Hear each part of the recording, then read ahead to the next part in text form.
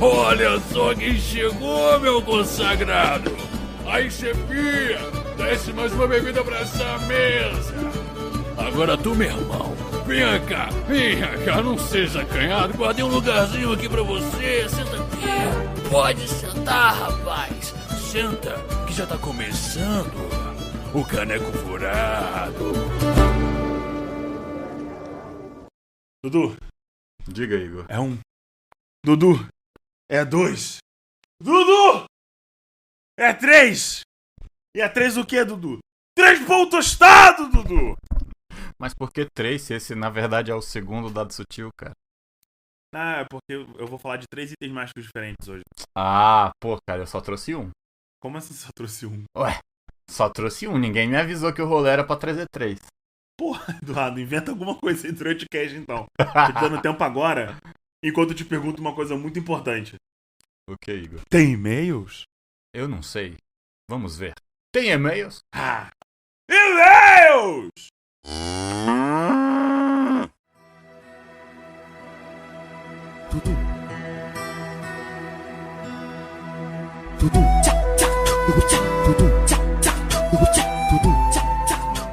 Fala, galera! Hoje eu tenho uma notícia pra vocês. Pode suspender a música triste do Naruto, que hoje tem e-mails. Ou melhor, suspende não, que o Igor tá sem internet. E no lugar dele nós temos uma presença muito mais do que especial. O nosso querido Orelha, Thalisson. Pão tostado! Brincadeira, não é o Mestre Igor, não. É o Thalisson. Mas você tá preenchendo aqui o buraco do Igor, né? Com certeza, estou aqui preenchendo o buraquinho do Igor. Então nós vamos ler aqui 2 e-mails. Eu vou começar pelo e-mail do Renato, grande Renato. Olá a todos do Caneco Furado. Meu nome é Renato e eu comecei a acompanhar o podcast há pouco tempo. Gostei tanto que já escutei quase todos os casts que vocês produziram. Caraca, muito obrigado, viu, cara? Como mestre de RPG, gosto muito dos casts que tratam de assuntos relacionados a ajudar os mestres em seus jogos, como a Forja do DM, Papo Furado e o Dado Sutil. Escutei o excelente podcast do Dado Sutil sobre itens mágicos e gostaria de acrescentar que, além do balanceamento e diversão, vocês poderiam abordar itens mágicos em relação à história de itens.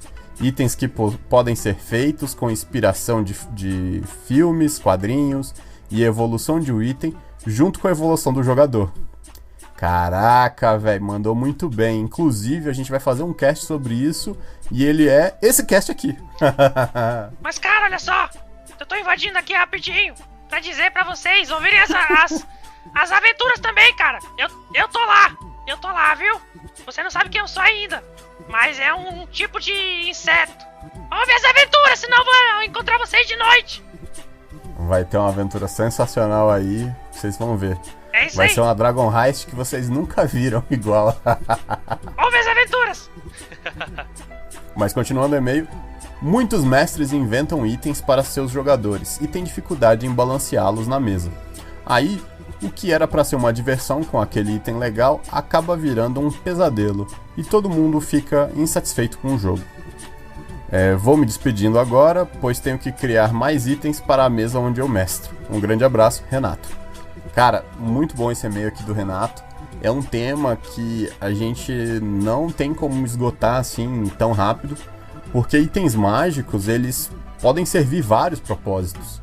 E um deles, como ele falou aqui no e-mail, é a narrativa, né? Ele pode te ajudar a contar um pouco da história daquele mundo onde você está narrando a aventura. E isso pode fazer toda a diferença para você dar uma ambientação e fazer seus jogadores ficarem mais imersos, né?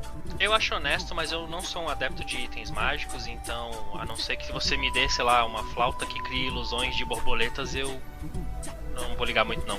Mas esse sou eu. Valeu. Não, mas assim, é interessante o que você fala, porque eu também, dos pontos que eu defendo é você não desbalancear o jogo, porque você, quando coloca um item mágico, a gente fala, é 5%, você dá um mais um, é mais 5% pra acertar, e isso faz muita diferença num D20. Cara, você dá itens que dão flavor, que dá mais sabor, mais tempero, eles às vezes podem ter muito mais resultado pra diversão na aventura do que um item que simplesmente te dá uma porcentagem maior de acertar. Com certeza.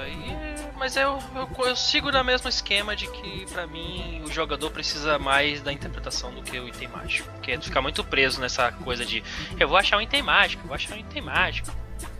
Mas isso sou eu! Até porque combate não é só rolar dado e fazer cálculo. Combate é onde deve ter o RP. Exatamente. E isso a gente tem um cast especial falando. O cast vai estar sensacional. Se preparem que tá quase pra sair. Aí, pessoal, fiquem de olho, fiquem ligados aí, porque vai ser louco. Mas aqui, Dudu, vamos passar pro próximo e-mail. O e-mail do meu querido amigo Guilherme. É Kanashiro?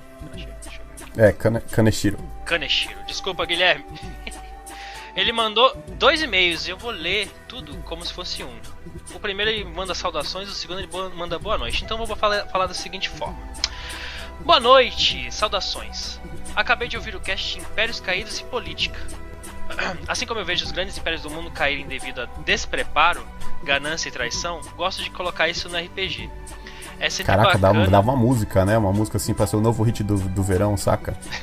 Eu vejo impérios caindo devido ao despreparo, ganância e traição. Senta. Senta. Dá pra fazer também a música do Scar. Se preparem. Porque foi isso aí, né? O império caiu por despreparo. Não é? O cara confiou demais no irmão, é isso aí.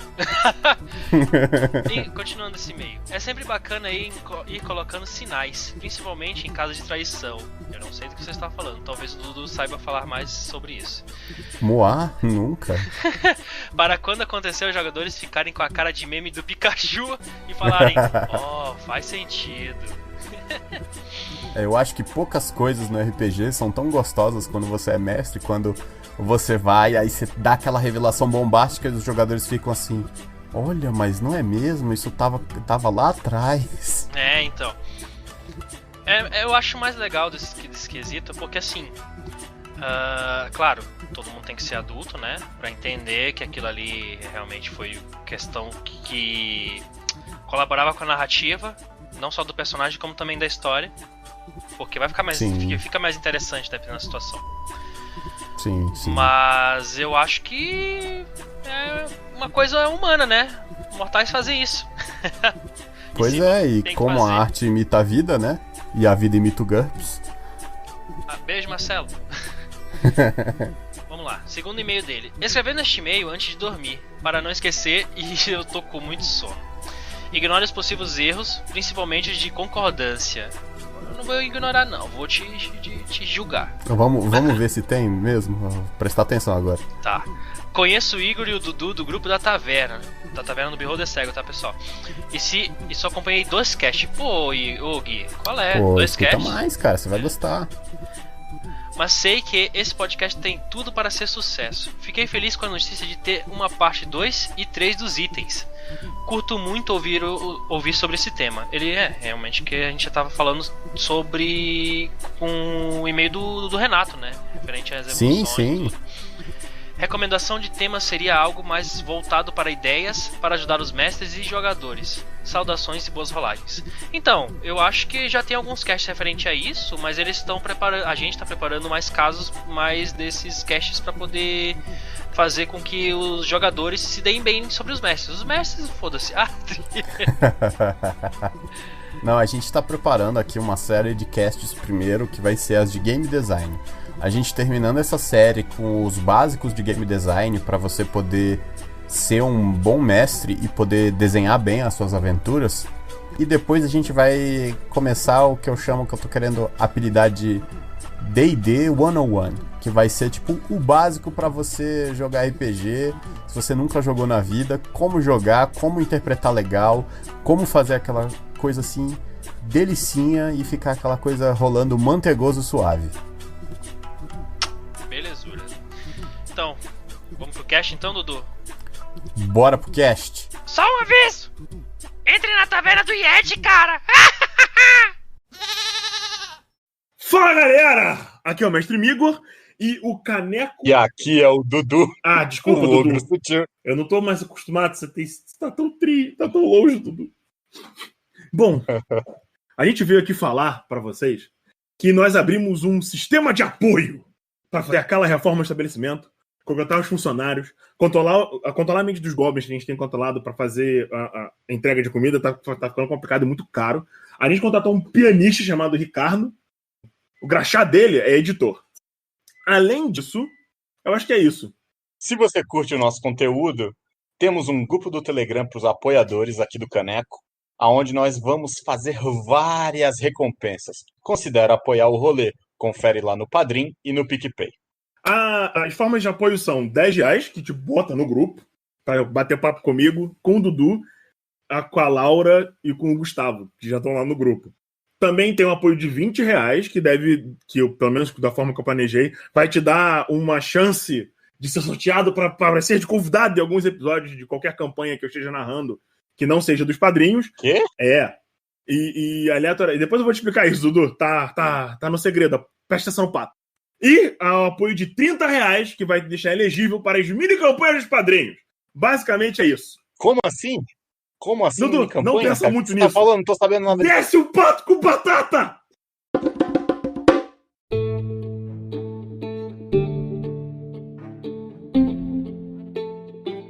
Eu queria dizer antes de todos esses.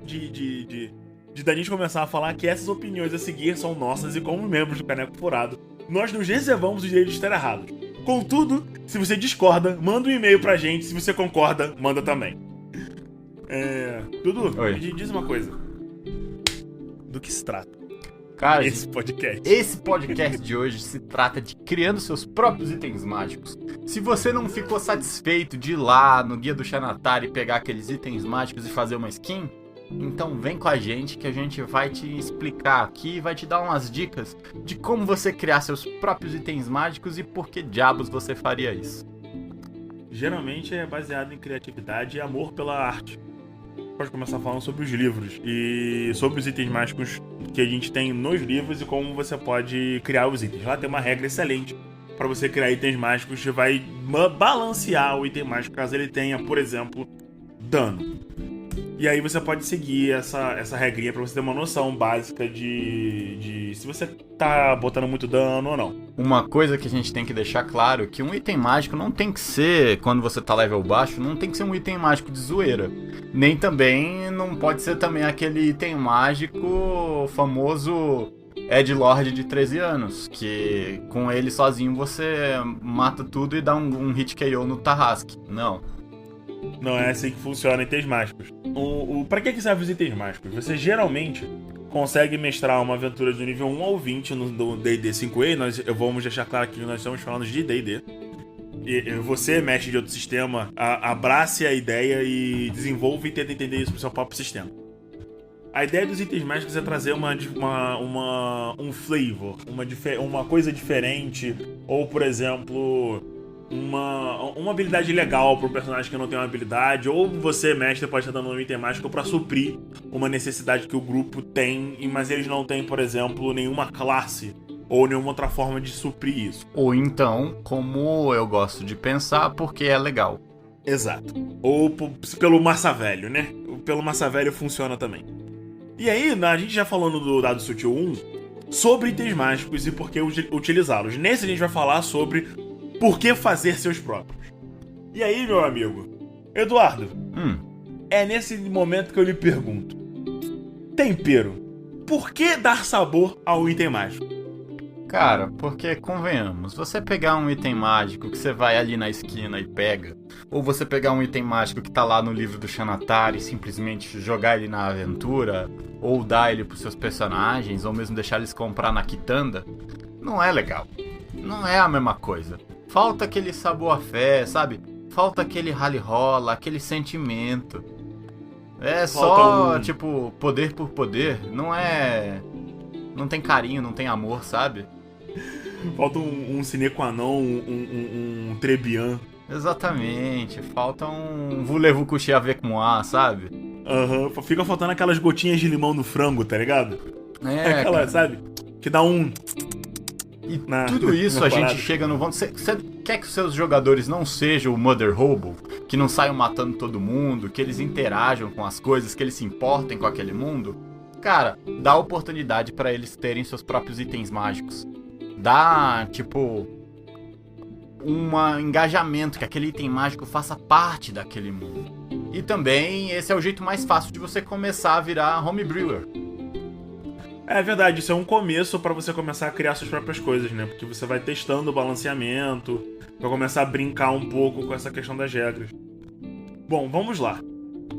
O tempero que o nosso queridíssimo Dudu Augusto tá falando, ele se refere na verdade, a você criar suas próprias coisas pra você dar o seu próprio sabor, né? Essa é a ideia do termo tempero. E a gente tá propondo aqui que você não vai simplesmente chegar lá e pá, tá aqui o item mágico. Não. Tem que, como a gente sempre fala aqui no Caneco, a gente sempre defende. Cara, não vai direto no ponto. Faz aquelas preliminares, dá aquela seduzida, leva um vinho. Exatamente. Até porque, né, Dudu? O drama exige. E porque desse motivo, você pode fazer com que a ganhar o item mágico seja uma aventura por si só. Você cria aquele envolvimento. NPCs legais, mercadores divertidos também são uma boa. Entendeu? Mas outra parada que é maneira. Como é que é? Uma coisa importante a se dizer é que se você tem NPCs que tratam bem seus jogadores, os jogadores vão tratar bem o NPC. Sim, isso não é é verdade. porque o cara é um mercador anão que ele tem que ser rabugento e ficar tentando arrancar o dinheiro dos jogadores. Isso só vai estimular eles a tentar fazer alguma coisa pra se livrar desse cara. Seja, entre aspas, justo. Se você, né, tiver numa situação que você pode fazer isso e o mercador não seja o vilão. E apesar de que em certos cenários você tem assim uma infinidade de itens mágicos, eu acho que itens mágicos verdadeiramente mágicos, que são aqueles que têm poder, que são aquela carta na manga, eles têm que ter alguma limitação. Você não pode deixar que ele seja assim, terça-feira. Não rola. Verdade. Senão... Você perde a magia. Exatamente. É aquela velha coisa, se todo mundo é poderoso e mágico, ninguém é poderoso e mágico. Beijo e síndrome, né? Exato. De qualquer forma, por que a gente veio falar disso? Porque o Dudu, por exemplo, faz uns itens muito zoados, né? Todo o flavor dele é fazer itens com um plot twist. Não. Devo me defender aqui que Vossa Senhoria está aqui criando calúnias. Os meus itens mágicos, eles não são amaldiçoados, eles não são com defeito. Eles seguem um método, que é de poder e risco. Quanto maior o poder, maior o risco. Principalmente se você é um jogador de level baixo. Sei. Sim, até porque pensa, cara, você ganha um item mágico ali no começo da sua aventura, um level 2, 3. E... uma pedra preta, por exemplo. Cara, pode ser qualquer coisa. Não, pode ser uma pedra preta e ela brilha. Tá, pode ser uma pedra preta que brilha. Isso. Cara, essa pedra, ela tem que servir pra alguma coisa. Você não vai dar isso daí pros jogadores simplesmente por nada. Ela tem que servir pra algo. Então a gente tem que seguir, sempre que tem alguma coisa apresentada na narrativa, ela tem que servir pra mover a história pra frente, pra mover e servir pra algo. A gente vai usar o conceito da arma de Chekhov. Se você tá dando um item mágico pros seus jogadores, é pra eles usarem pra algo. Então, quando você for criar os seus próprios designs de combate mais pra frente, leve em consideração os itens mágicos que você entregou pros seus jogadores. Porque isso vai fazer esses itens brilharem e eles se apegarem a eles. Exatamente, para depois você poder roubar os itens e gerar um drama. Eu também. Ué, a gente não tá falando sobre tempero. Outra coisa também é que, por exemplo, uma forma legal de fazer itens mágicos. Você pode ter dado um item que, sei lá, é só um machado mais 2 do bárbaro. Mas curto e grosso. Depois de um final de uma campanha, quando aquele bárbaro morre e passa pra frente, quem sabe o jogador que jogava com aquele bárbaro tá jogando com um warrior agora e de repente ele acha o machado do fulaninho bárbaro muito louco. E aí ele vai ficar, caraca, esse é o machado do meu bárbaro. E ele vai se importar na hora por ele. A nostalgia vai bater assim forte, ó, parecendo o Mike Tyson. Sim. Outra coisa interessante que a gente anotou na pauta, que eu queria comentar é criar itens mágicos do cenário, especificamente do cenário, pode ser uma forma boa de você construir o passado. As coisas que aconteceram na sua pequena linha do tempo e você cria itens mágicos pra ela. Afinal de contas, o que não é um item mágico senão um pedacinho da história do passado, né? Itens mágicos não precisam ser só tipo, essa arma é muito afiada. #machado mais 2. Ela pode ter uma história, e daí você dá um nome pra ela. Esse aqui é o Machado mais 2 de Blim Blim Blar Bum Blim. Ele ficou muito afiado depois do dono lutar incansavelmente contra hordas de orc. E é por isso que os orcs temem seu nome. Pronto. E é por isso que esse machado, além de ter um mais 2, agora que ele ficou famoso, as pessoas começaram a acreditar tanto que ele é um machado mais efetivo contra orcs, que ele tem agora vantagem quando ele dá dano em orc. Pronto, ele tá lutando contra um orc, ele tem uma vantagem, porque eles têm medo dele. A partir do momento que o orc identifica o machado, ele tem medo do machado. E aí você ganha vantagem. Olha que loucura. Olha que animal. Você já tá gerando um engajamento, você tem uma história toda no passado. O player pode ficar interessado em saber a lenda de Blim Blim Borg, o matador de orcs. Essas coisas você, pode inventar em volta disso, à vontade, sabe? É uma forma de engrandecer as coisas que você faz. Ainda que seja, improvisado na hora, você dá um nome escroto pro bagulho e acha que tá uma merda, mas o player acha maravilhoso ou engraçado, afinal de contas, Blim Blim Borg é um nome bem fudido. E ele vai ficar caraca, eu quero saber quem é esse cara, esse tipo de coisa, e pra descobrir como é que ele morreu, se ele tinha uma arma tão forte, essas coisas, né? Você pode inventar em cima disso. Aceite a história que seus jogadores criam, quando eles criarem, né? E isso é uma coisa que puxa um gancho pra um assunto de um outro cast que a gente ainda vai fazer. Meu Deus, qual, Dudu? Downtime, ou seja, tempo fora do jogo, que são momentos onde você pode aproveitar para desenvolver e ainda engajar ainda mais os seus personagens. O Igor, ele é mestre nisso daí. Só que ele usa isso pro mal, ele fica torturando os jogadores, falando assim, olha, a sua família tá sequestrada, olha, sua família tá isso e não sei o que. Então, se prepara que vai ter um cast sobre isso. Eu uso o downtime como uma forma da galera pra absorver o que aconteceu e pra introduzir um novo desafio. É sempre assim. Exatamente, mas vamos parar de queimar a pauta e voltar pros itens mágicos. Para de queimar a pauta, mestre amigo! Mas de qualquer forma, o que nós podemos falar sobre itens mágicos? A gente vai dar alguns exemplos de itens mágicos que a gente criou. Eu achava que o Dudu teria trago mais itens mágicos. Mas, de qualquer forma, a gente pode comentar sobre alguns. Dudu, já que você só trouxe um item mágico, fala você primeiro.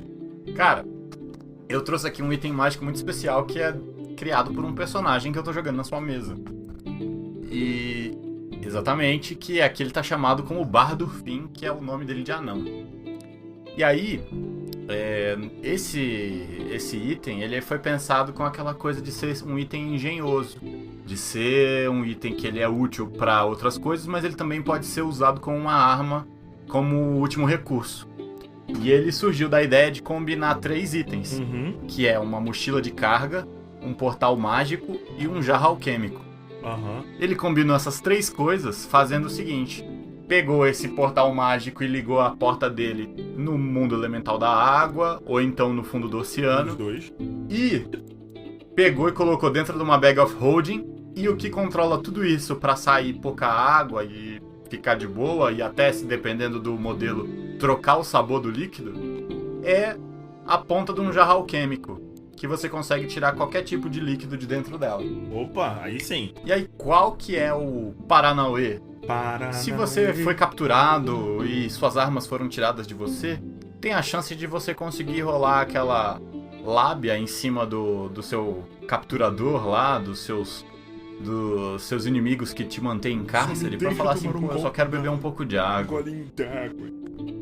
E aí você tira a válvula e pode acontecer 3 coisas. O jato de água pressurizado, que ele vai ser um jato de água perfurante que vai até um limite de 36 metros. Eita! E ele vai causar um dano de 8d6 perfurante na falha da resistência. Só que tem um problema. Se por um acaso o seu cantil mágico tiver com problema e você estiver bebendo e de repente a válvula sair, pode acontecer de você ter que passar de um teste de destreza DC 18 se você estiver bebendo pra poder ver se a sua cabeça não é perfurada. Eita. Sendo que na hora que ele estoura, o jato ele sai num 1d8 pra qualquer direção. A outra opção é a explosão de água. O cantil vai explodir vorazmente para todos os lados e vai causar 6d6 de dano. Uma bola de fogo. Vai ter que passar num DC de destreza 15 e o tempo da explosão pode ser atrasado em 1d4 segundos. E por último, mas não menos importante, talvez a parada mais OP desse cantil é o portal instável. Se você tira a válvula do cantil, vai ter uma chance do portal que tem lá dentro ficar instável e em vez de fazer a água fluir de onde ela está para cá, ela vai fazer o caminho contrário e vai puxar tudo que tem do lado de cá pro lado de lá. Ou seja, pode ser um portal que vai te puxar e te jogar no fundo do oceano ou então no plano elemental da água. E te matar Não sei o que é instantaneamente pior. também. Pois é, para escapar disso você vai ter que fazer um DC de destreza ou força, dificuldade 16. E lembrando que tudo que você encontrar do Bar do Fim pode ser uma arma. Absolutamente tudo. E que a versão de luxo do cantil, ela tem 1DX sabores. E o PDF, a gente vai deixar o PDF desse item aqui no... Caraca, eu vou te agredir, Dudu. Eu acho que você só falou uma Cast. coisa errada. Você disse segundos e não turnos. Você falou 1d4 segundos. Ah, Então 1d4 turnos. 4 turnos. Exatamente. Ah. Mas é porque tá errado no negócio e eu vou deixar errado. Eu não vou corrigir não, que eu tô Ai, caralho. Tá. Vamos lá. Os itens que eu trouxe, na realidade, eles são... a Quebra-Mar, Arrasa-Maré e Tormento. Qual é a desses itens? Quebra-Mar é uma armadura média mais 2. Mais 2 não, desculpa. Ela é uma armadura média mais 1. E ela tem as seguintes habilidades. Ela, na verdade, é um item conjunto. E ela é um conjunto do Arrasa-Maré, que é a lança. A Quebra-Mar te deixa imune a dano elétrico. Ela te concede deslocamento de natação, mas não respirar. Não te consegue respirar embaixo d'água, você só se desloca. Ela faz você nadar mais rápido. Ela é uma armadura mais 1 e ela também protege você do frio. Essas são as habilidades de Quebra-Mar. Além disso, você tem Arrasa-Maré, que é a combinação da Quebra-Mar. Arrasa-Maré é uma lança feita dos ossos de um dragão de bronze ancião e da poderosa Glaustrin, a grande mãe da Baía de Sangue. A lança, ela tem as seguintes habilidades. Ela é uma lança longa, é uma lança de montaria mais 2. Ela tem relâmpago, na verdade ela tem 10 cargas, e ela pode castar relâmpago. Ela causa dano extra quando você acerta um alvo. Então, por exemplo, você pode castar relâmpago utilizando 3 cargas. E ela também pode ser... Uma carga pode ser utilizada para fazer a arma causar um D6 de dano extra quando atinge um alvo por 1 minuto. Alternativamente, que é a última habilidade dela, você pode gastar 2 cargas para arremessar a lança e fazer o relâmpago sem área em vez de linha. Você arremessa a Arrasa-Maré e onde ela cravar, ela vai fazer efetivamente uma bola de fogo de energia elétrica. Tá, mas por que eles são itens em conjuntos, tio Igor? Por quê? Quando você está utilizando Quebra-Mar e Arrasa-Maré, a habilidade extra do item é te transformar em um meio dragão. Você se torna um meio dragão de bronze durante 10 turnos por dia. Ela pode fazer isso uma única vez por dia, você tem que ter passado pelo ritual dos Cavaleiros de Bronze. Dos Protetores de Bronze, que são os detentores dessas 2 armas.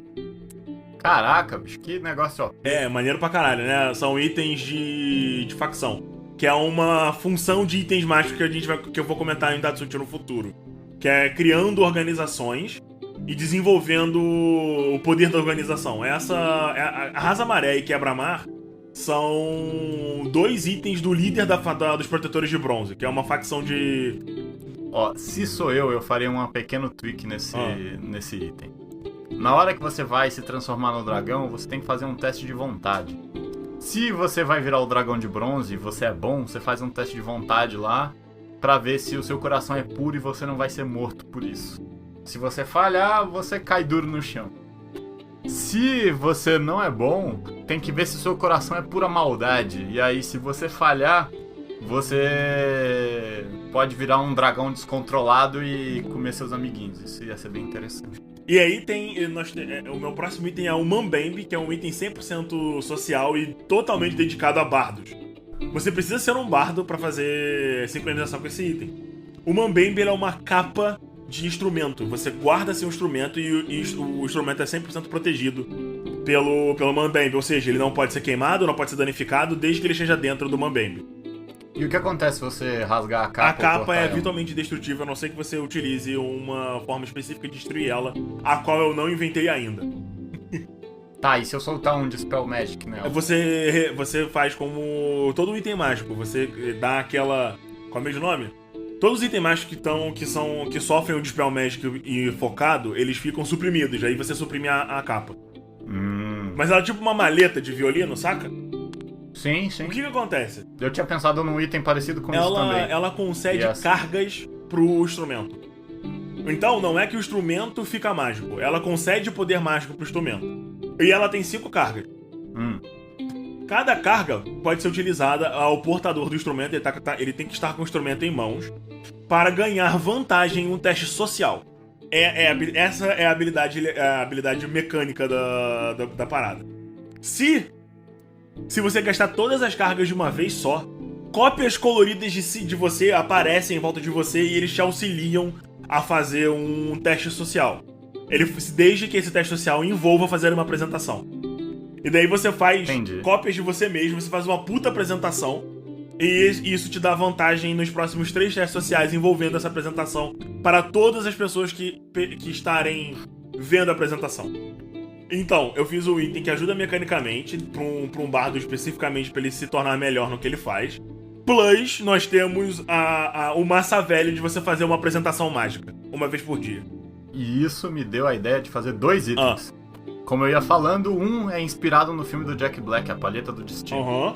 É literalmente a Palheta do Destino. É uma palheta que vai dar mais 10 de proficiência pro bardo na hora que ele for fazer o teste de performance. Excelente. Então ele já vai começar com mais 10 no teste dele. Então a chance dele falhar vai ser praticamente nenhuma.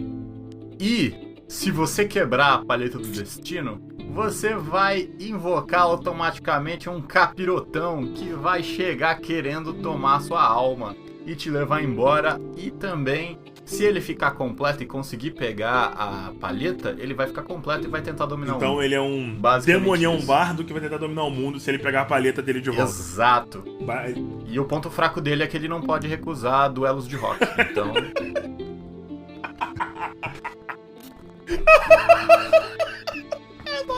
muito bom, cara.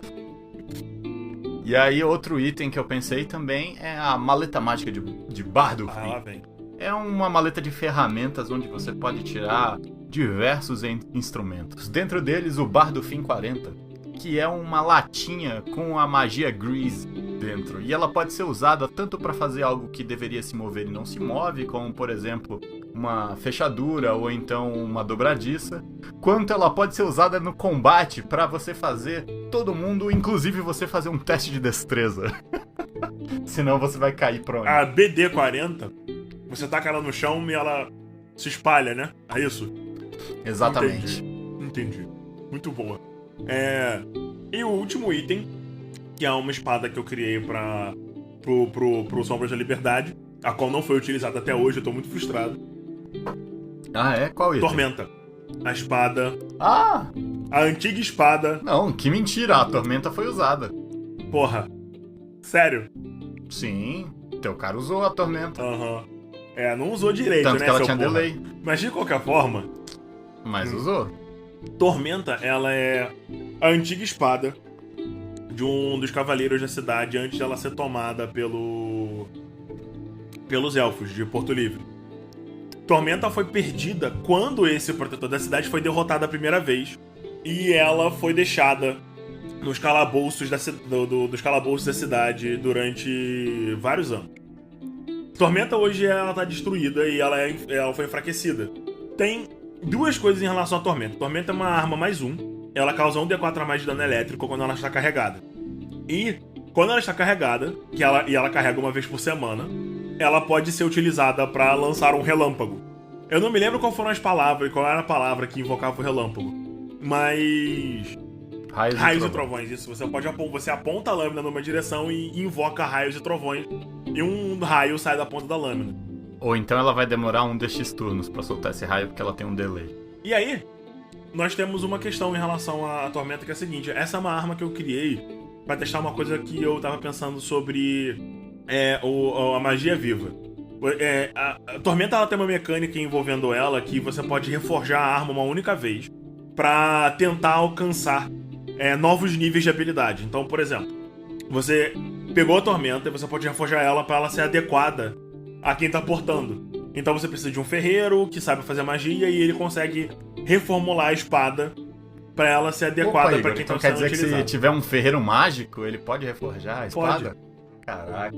E aí, como é que a espada é reforjada? Você pode simplesmente forjar ela em outras armas. E isso significa o seguinte: mas e aí, como é que eu faço isso? Você só fala pro mestre: eu queria transformar a Tormenta em uma espada curta e uma espada longa, pra fazer uma dupla, tá ligado? Tipo uma faca, na verdade uma espada curta e uma espada longa não dá. São duas espadas curtas, uma espada longa e uma faca. Ou você pode transformar ela num arco, na ponta de uma lança, esse tipo de coisa. No final das contas vai ficar meio que a cargo do mestre decidir como é que ela pode ser reforjada. Mas eu criei algumas coisas baseadas nisso. É uma espada longa e uma faca.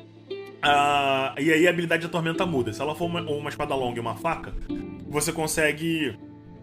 em vez de ela só lançar o relâmpago, você taca a faca num alvo com uma sua ação bônus. E somente aquele alvo faz o teste do relâmpago. Ele toma o relâmpago direto. Como vai ser, se torna um ataque. Em vez de você fazer só um teste, você ataca ele e ele toma um chocão. Segue sendo uma vez por semana até a espada ser fortalecida. Além disso, em vez de você ter que estar com a espada carregada, ela passa a causar 1d4 de dano elétrico sempre. Desde que você esteja empunhando tanto a espada quanto a faca. Ela tem uma função parecida com as armas, quando você faz duas espadas curtas. Em vez de ela lançar um relâmpago, ela faz uma onda de energia em volta de você. Ou seja, em vez de você fazer uma linha, você agora tem um cubo que você pode manifestar batendo as duas armas. E o Igor teve todo esse trabalho pra reforjar ela e fazer o arco do Hank, basicamente.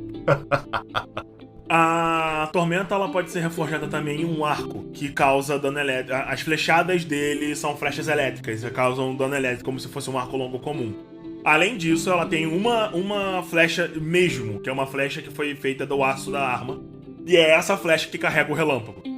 Quando você lança a flechada com essa flecha, ela faz o relâmpago do seu ponto até o alvo. Mas e aí vai fazer uma linha gigante? Não, quando o alvo é atingido, ele explode em raios e daí funciona da mesma forma que as duas espadas. Então você tem um cubo de energia elétrica que explode e as pessoas têm que se livrar dele. Você precisa pegar a sua flecha de volta? Sim, você precisa pegar a sua flecha de volta no final do combate. Se o seu inimigo roubar essa flecha, você precisa ir atrás dele ou forjar uma nova com um aço especial que o seu mestre vai pensar em fazer alguma coisa. Outra característica da Tormenta é que ela é uma arma que ela pode ser evoluída. Então, como eu tenho um artífice na minha mesa, eu decidi criar armas que elas podem ser reforjadas e fortalecidas. Então, você poderia imbuir magia de outras formas reforjando a arma, mas ela nunca pode ser por exemplo, eu tenho a Tormenta de espada longa e eu reforjei ela em espadas curtas. Você não pode reforjar ela para outro tipo de arma sem evoluir ela de novo. Então você só vai poder alterar ela outra vez se você imbuir alguma coisa que seu mestre decidir que vai fortalecer a arma. Então, na realidade, ela é uma arma que vai acompanhar os jogadores o jogo todo, desde que eles deem atenção para ela. E é por isso que ela precisa ser interessante, tá? Ela tem que ter RP e coisas legais em volta dela. E eu também deixo uma outra dica pra vocês aí, como o Igor tá falando, de você poder evoluir esses itens. Então é sempre muito bom você poder dar a opção dos seus personagens de fazer upgrade nos itens. Então por isso que você tem que ter bastante cuidado quando você vai criar esses itens no começo da aventura, se você for entregar para levels baixos, para eles não ficarem poderosos demais desde o começo. Exato. E assim você consegue evoluir os itens junto com os personagens. E isso é muito legal. Uhum. E aí pode ser que no downtime dos seus jogadores, eles podem dedicar isso a consertar esses itens ou fazer um upgrade neles. Dependendo do que acontecer, você pode ter uma evolução desses itens e quem sabe isso virar a próxima quest do grupo. Mas o que é legal é que cada um dos jogadores vai ter a sua aventura própria também. Exato. Por exemplo, eu vou dar um exemplo aqui que eu achei muito divertido de fazer, que é você criar, por exemplo, uma arma que seja de deuses, não é uma arma arcana. Ela é uma arma divina. E geralmente coisas de... As bênçãos divinas não vêm muito de graça, você tem sempre um propósito por trás delas, pelo menos pra mim. É assim que eu faço essas coisas. Os deuses têm vontades, eles presenteiam os seus escolhidos com objetivos. E daí da onde veio a Vingadora Aurora, que é a espada do segundo grande campeão dos humanos no meu cenário. Essa espada ela vem com uma missão, e essa missão é proteger a humanidade da invasão élfica de Shantia. Logo, qualquer pessoa que se sincronize com essa espada, ela tem um contato direto a isso. E há aprovações e coisas de RP envolvidas nisso. Por exemplo, a espada é bastante poderosa, ela ataca à distância, ela te protege de coisas malignas. Ela tem um dano extra maneiro pra você ser mesmo que uma classe que seja, por exemplo, um mago ou classes mais focadas em suporte, eles conseguem ter um output de dano interessante, maior do que o normal. Se você for forçado a lutar corpo a corpo por qualquer motivo. Aqui, o porém dessa parada é que você tem uma ligação direta com a deusa que criou a arma. E ela te passa uma missão, e isso altera a sua personalidade, porque você recebe uma força divina de ordem e bondade de uma vez só. E a espada te testa, pra você saber se você é digno. Então a espada tem diversas coisas, como ela cria lâminas de fogo pra atacar as pessoas à distância. O dano da arma uma parte do dano é divino.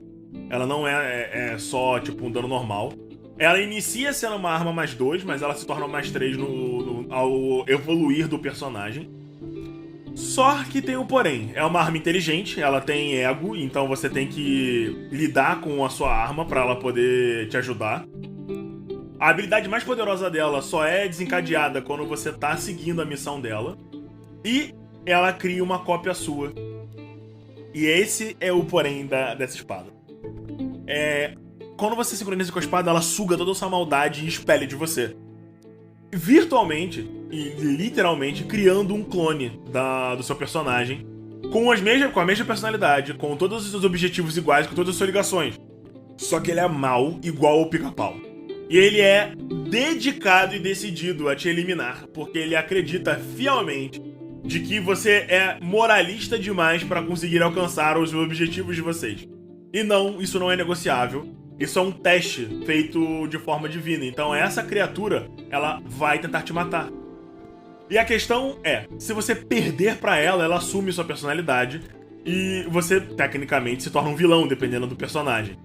E se você ganhar, você elimina sua maldade, você chega ao ponto máximo da arma e libera todo o seu potencial. E a última habilidade dela, que quando você derrota o seu eu maligno, é te dar algumas habilidades como você se transforma em um anjo, você consegue voar, você se torna imune resistente a dano necrótico, imune a dano divino, tem mais coisas maneiras. É uma outra arma que você pode carregar. Você vira aquele paladino da vingança, né? A forma angelical do paladino, basicamente. Exatamente, você ganha uma forma angelical pra você destruir os inimigos do seu deus. Basicamente é isso. E aí, galera, a gente fica por aqui. Então acabou, galera! E é meio que isso, eu acho. Acabou. Eu espero que vocês tenham gostado, e se vocês tiverem ideias de itens mágicos, manda pra gente. Então assim, mandem e-mails, mandem itens mágicos pra gente também, que a gente pode inserir na aventura. Brilhem! sejam criativos e tchau! Falou!